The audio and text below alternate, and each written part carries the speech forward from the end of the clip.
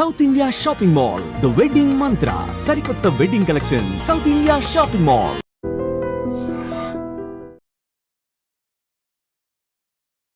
నమస్కారం, welcome to I dream. ధర్మ మార్గం విత్ విజిత కార్యక్రమానికి స్వాగతం.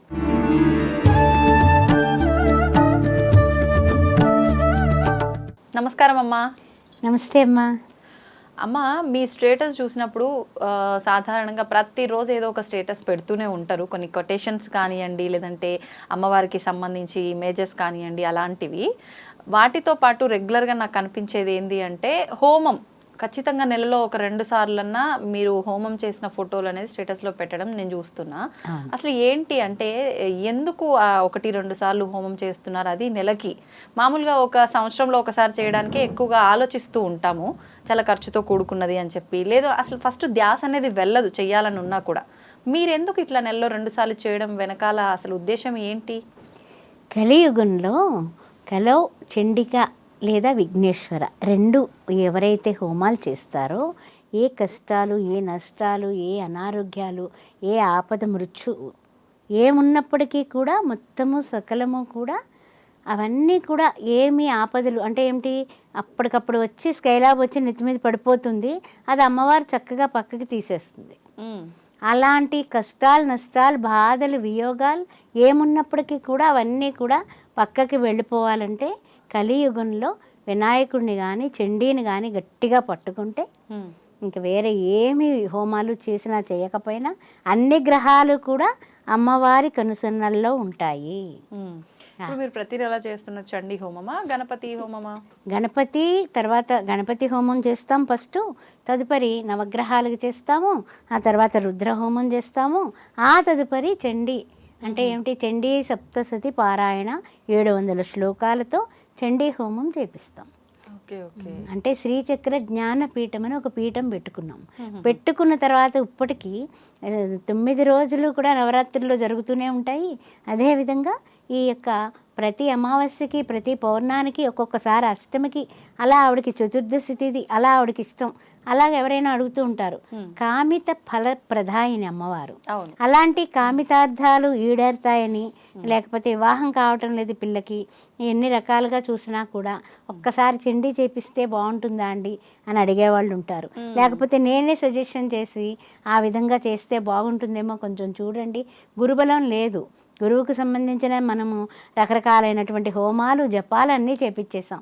ఏం చేయాలంటే కలో చండీ చేయండి అమ్మా, కాస్తంత అమ్మవారి దయ ఉంటే కనుక అని ఒక్కొక్కళ్ళు ఒక్క నెలలోనే 5 చండీలు, 9 చండీలు, 10 చండీలు చేసేవాళ్ళు ఉన్నారు. ఇంకా ఎక్కువ చేసేవాళ్ళు ఉన్నారు. పోనీ అంతవరకు మనం చెప్పుకోకపోయినా కనీసం ఒక 5 చండీలన్నా చేస్తారు. ప్రతి నెల పౌర్ణమికి చేసేవాళ్ళు ఉన్నారు. ప్రతి నెల అమావాస్య పూట అనారోగ్యం ఉన్నటువంటి వాళ్ళు, నీతి బాధలు ఉన్నటువంటి వాళ్ళు, దారిద్ర్యంలో బాధపడుతున్న వాళ్ళు హోమంలో కూర్చుంటారు. ఏ ఇబ్బందితో అయితే చేస్తున్నామో ఆ ఇబ్బందులు తొలగిపోతాయి. అమ్మ తిథి, నక్షత్రం, వారం ఏం అక్కర్ల, పౌర్ణమి, అమావాస్య బండగుర్తులు పెట్టుకోవచ్చు. అష్టమి తిథి కూడా అమ్మవారికి ఇష్టం, చతుర్దశి తిథి ఇష్టం అమ్మవారికి, ఆ 4 తిథులు పెట్టుకోవచ్చు. పోనీ అందరికీ బాగా బండగుర్తు ఏమిటంటే అమావాస్య రోజు హోమం అంటే చాలా చక్కగా ఏమైనా సరే వాళ్ళకి చీడలు పీడలు ఎక్కువగా ఉన్నా, నష్టాలు ఎక్కువగా ఉన్నా, కష్టాలు ఎక్కువగా ఉన్నా ఆమె ఈ యొక్క అన్ని పీడలు తీసేస్తుంది. ఎందువలన దుర్గా సప్తశతి పారాయణ ఎక్కడైతే చేయించి హోమం చేపిస్తామో ఎంతమంది దుష్టుల్ని ఆవిడ హతమార్చేసింది. అవును, ఎంతమందిని. ఎందుకంటే ఆవిడే వారాహి, ఆవిడే శ్యామల, ఆవిడే ఇచ్ఛాశక్తి, క్రియాశక్తి, జ్ఞానశక్తి స్వరూపిణి అయినటువంటి అమ్మవారు కామిత ఫలాలు ఇస్తుంది. కామేశ్వర ప్రాణనాడి, ఆ కామేశ్వరుడికే ప్రాణదాత ఆవిడ. ఆయన గరళం వస్తుంది, అక్కడి నుంచి పడుతోంది, అమ్మో గరళం వచ్చేస్తుంది, ఏమిటిది గరళం పుట్టింది, ఎవరు స్వీకరిస్తారంటే అందరూ బీకలుగా పారిపోయారు. అక్కడ ఎవరున్నారు, ఎవరు లేరు. అప్పుడు అమ్మవారంకు చూసేట పరమేశ్వరుడు. అమ్మవారు ఓకే అందెందుకు, కామేశ్వర ప్రాణనాడి, మంగళసూత్రం తాడు గట్టిదయ్యా, ఏం పర్వాలేదు, తాడు గట్టిది నాది, నీవు స్వీకరించి నేను చూసుకుంటానంది. ఆయన స్వీకరించాడు, గరళకంఠుడయ్యాడు. గరళం నుంచి కిందికి జారకుండా అమ్మవారు సూత్రం తాడు అడ్డుపడింది. అందువల్ల కామేశ సూత్ర మాంగళ్య ఆవిడ సూత్ర శోభిత కందర అమ్మవారు. అమ్మవారిని మించినటువంటి మంగళసూత్రం. అందుకే చూడండి మా ఆయన చల్లగా ఉండాలని అక్కడ ఇక్కడ పెడుతూ ఉంటారని జోకులు వేస్తూ ఉంటారు కదా. అవన్నీ కాదమ్మా, మంగళసూత్రం వేసుకుంటే మంగళదాయకం. శుభముహూర్తే సావధాన, శుభలగ్నే సావధాన అని పక్కా సూత్రం కడతారు. ఎందుకు కడుతున్నారు? మాంగళ్యం తంతు కాదది. మెయిన్ మాంగళ్య ప్రధానమైనటువంటి అమ్మవారి రూపం పెళ్లి కూతురుగా అక్కడ కూర్చుంది.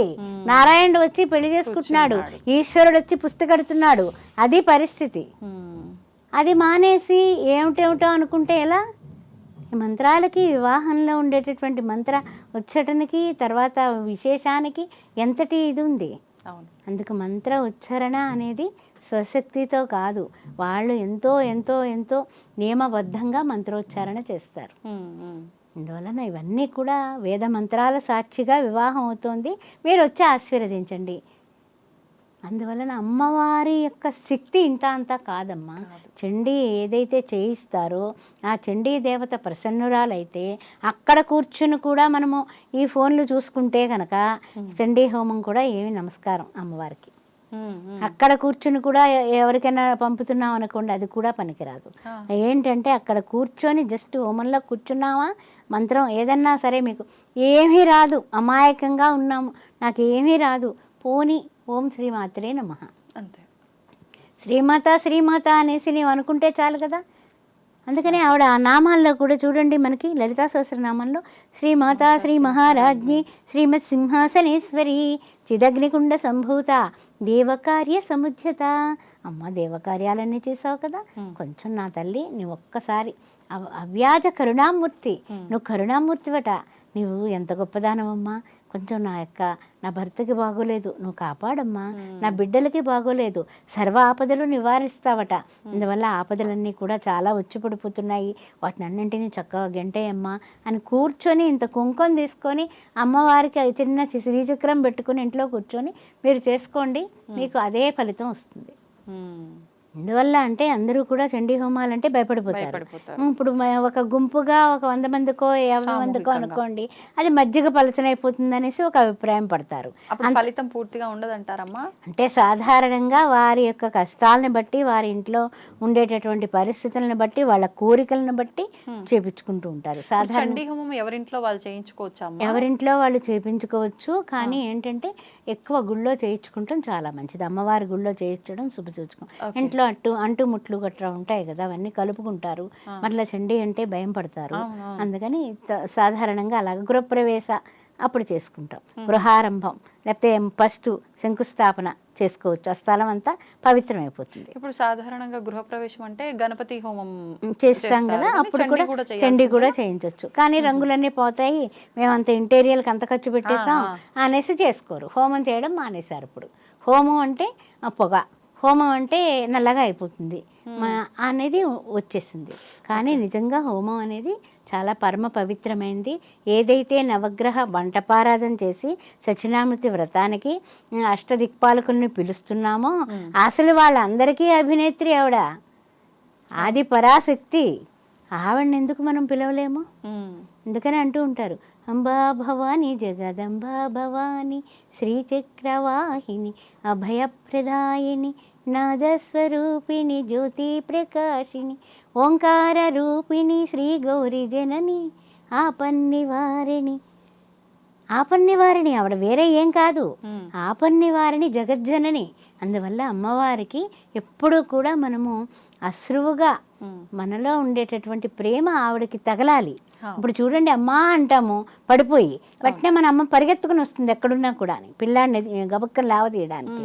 అదేవిధంగా ఆర్తి, మనం ఆర్తితో అమ్మవారిని పిలిస్తే చండీ హోమం అంత గొప్పది ప్రపంచంలో లేదండి. ఎన్నిసార్లు ఎందుకు చేయిస్తున్నారు అంటే కనుక నేను చేయించడం కాదు, నేను అనేది గడ్డి పరక, అమ్మవారు చేయించుకుంటోంది. అది 100% కాదు, 1000% సత్యం.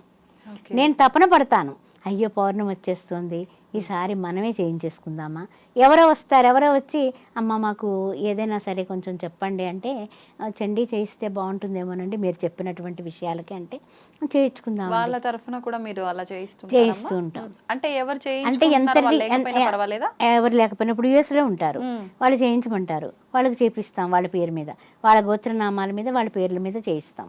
చేయించినప్పుడు వాళ్ళకి ఆ యొక్క ఏదైతే ఉందో అది డ్రై ఫ్రూట్స్ రూపంలో ఆ యొక్క ప్రసాదం మనం పంపించడం జరుగుతూ ఉంటుంది. అదేవిధంగా ఇంకెక్కడెక్కడో ఉంటారు, అబ్రాడ్లో రకరకాల దాంట్లో ఉంటారు, దేశాల్లో ఉంటారు, ఆ విధంగా చేపించడం జరుగుతుంది. ఫలితం మాత్రం వాళ్ళకే. ఫలితం విషయంలో ఏమీ డోకా లేదు. చేసే వాళ్ళు కూడా నిష్ఠాగరిష్ఠులై ఉండాలా. 2 hours 3 hours పడుతుంది. అది కాదమ్మా, ఇప్పుడు వాళ్ళు సొంతంగా లేరు, వాళ్ళ పేరు మీదనే జరుగుతుంది, అది పూర్తి ఫలితం వస్తుందా? పూర్తి ఫలితం వాళ్ళకే వస్తుంది. ఒక అబ్బాయికి కరోనాలో జరిగినటువంటి విషయం చెప్తాను. చండీ హోమం చేస్తే అబ్బాయి వాళ్ళు రాలేరు ఇక్కడికి, చెన్నైలో ఉంటారు, కానీ కరోనా టైం కాబట్టి మేము రాలేమండి, చెయ్యండి ఈ ఫలానావన్నీ కూడా చేయించేయండి అని చెప్పారు. అలాగే హోమాది కార్యక్రమాలు చేయించేసాం చాలా పెద్ద ఎత్తునే. వాళ్ళు రాలేదు, బ్రాహ్మణుల చేత మనం చేయించడం జరిగింది. వెంటనే పెళ్లి సంబంధం వచ్చి బ్రహ్మాండమైనటువంటి అమ్మాయి కుదిరింది. ఆ అమ్మాయి MDS చేసింది, మంచి అందగెత్తే, వాళ్ళు ఎంత అందగెత్తే కావాలనుకున్నారో అంత అందగెత్తే, అన్ని విధాల లక్ష్మీ కటాక్షంతో, సరస్వతి కటాక్షంతో ఇంటికి కోడలు వచ్చింది. మీరే చూసి పెట్టారమ్మా అమ్మాయిని కూడా? అవును. సరే, ఇంతకీ ఏమిటంటే విషయం ఏంటంటే ఏడాది తిరుతుల్లోకి ఆ అమ్మాయికి పిల్లాడు పుట్టడం కూడా జరిగింది. అది అంటే అమ్మవారి కటాక్షం ఉంటే ఎలా ఉంటుంది అని చెప్తున్నాను.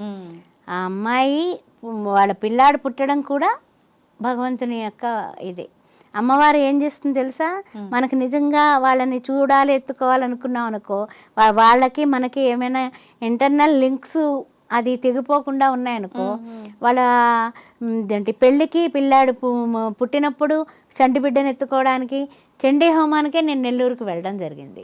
చండీ హోమం అక్కడ జరిగింది, బయటకు వచ్చాను. కామాక్షి తాయి దర్శనం చేసుకున్నాక మాకు మనవడు పుట్టాడండి, మీరు ఊర్లోనే ఉన్నారని తెలిసింది, ఒక్క అడుగు వేయరా అన్నారు. సరే అయితే ట్రైన్ ఎక్కే ముందన్నా వస్తాను, ఎందుకంటే మళ్ళీ చండీ హోమం చేయించుకున్న బట్టలతో మనం వెళ్ళకూడదుగా హాస్పిటల్కి.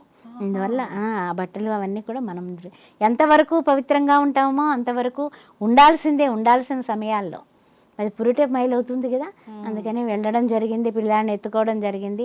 ఓం భూర్భస్వాహ చెప్పుకున్నాను, అమ్మవారికి కృతజ్ఞతలు చెల్లించుకున్నాను, నా అదృష్టం అనుకున్నాను. నిజంగా అంతే కదా, వాళ్ళు మనల్ని నమ్మి పైసలు పంపించి చేయించుకోవడం ఏమిటి, వెంటనే కుదరడం ఏమిటి, 6 నెలలు తిరగకుండా వెంటనే పెళ్ళి బ్రహ్మాండంగా ధూమ్ధామ్సే చేశారు. పిల్లాడు పుట్టడం జరిగింది, ఆ పిల్లాడికి బ్రహ్మాండమైన నామకరణం, అప్పుడే 3 ఏళ్ళు పిల్లాడు అయిపోయాడు. అలా చాలా చాలా చాలా మిరాకిల్స్ అమ్మ. చండీ అనేది గొప్ప. యా దేవి సర్వభూతేషు మాతృరూపేణ సంస్థిత నమస్తత్వే నమస్తత్వే నమస్తత్వే నమో నమః.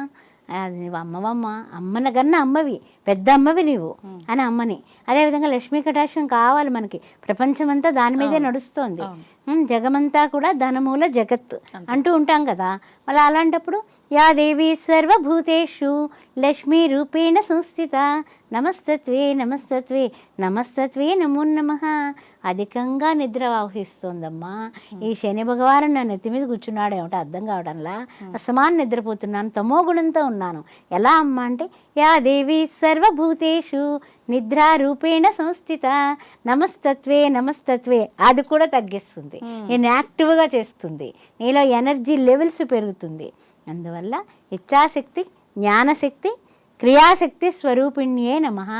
ముగ్గురమ్మల మూలపుటమ్మ అమ్మవారు. లలితా సహస్రనామంలో ఎంతో ఎంతో డెప్త్ ఉంది.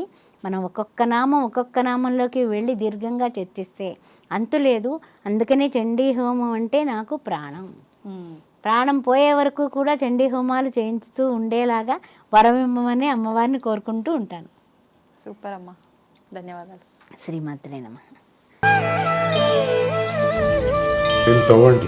తవ్వుతూనే శివలింగం సరే, దాన్ని అట్లా కప్పేసేయండి, చూపించదండి. Krishna is there. మూర్తి పూజ కాదు, సాక్షాత్ బ్రజేంద్ర నందన భగవాన్ ఉన్నారు మూర్తిలో. ఏమీ ఆశించకుండా ఆరాధించే వాళ్ళు కూడా ఉన్నారా ప్రభుజీ? నిజమైన భక్తి అంటే మనకు తెలియదు కాబట్టి